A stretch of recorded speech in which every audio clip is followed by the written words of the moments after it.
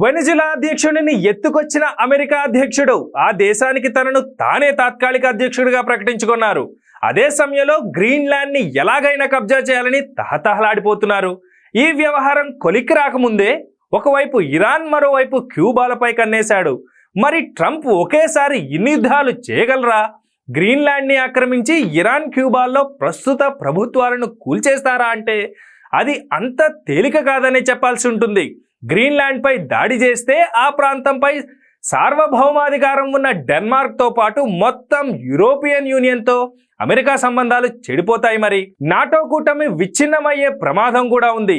ఏ కారణంతో గ్రీన్లాండ్ కావాలనుకుంటున్నాడో ఆ లక్ష్యానికి వ్యతిరేకంగా డెన్మార్క్, రష్యా, చైనాలతో చేతులు కలిపితే అది మూడో ప్రపంచ యుద్ధానికి దారితీస్తుంది.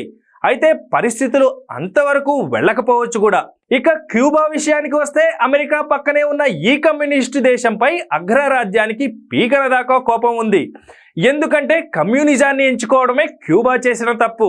ఉత్తర, దక్షిణ అమెరికాల్లో దేశాలన్నీ తమ చెప్పు చేతల్లో ఉండాలనేది అమెరికా ఆలోచన. కానీ వెనిజులా, క్యూబా వంటి దేశాలు యుఎస్ని ధిక్కరిస్తూ వస్తూ ఉన్నాయి. అయితే వెనిజులా అధ్యక్షుడిని ఎత్తుకొచ్చినంత తేలిగ్గా క్యూబాని బెదిరించడం సాధ్యం కాదు.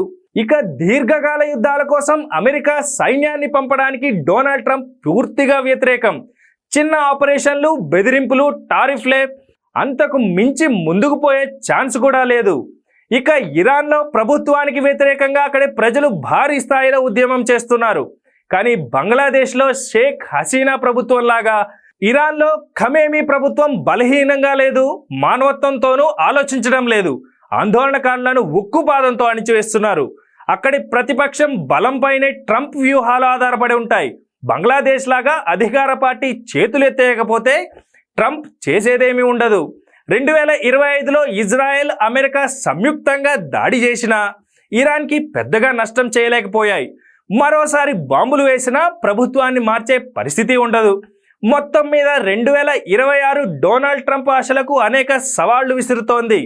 మరి వీటిని అధిగమించి అనుకున్న లక్ష్యం సాధిస్తారా, లేక రష్యా, ఉక్రెయిన్ యుద్ధాన్ని ఆపలేనట్లు ఇరాన్, క్యూబాల విషయంలోనూ మాటలకే పరిమితం అవుతారో తెలియాలంటే కొన్నాళ్ళు వెయిట్ చేయాల్సిందే.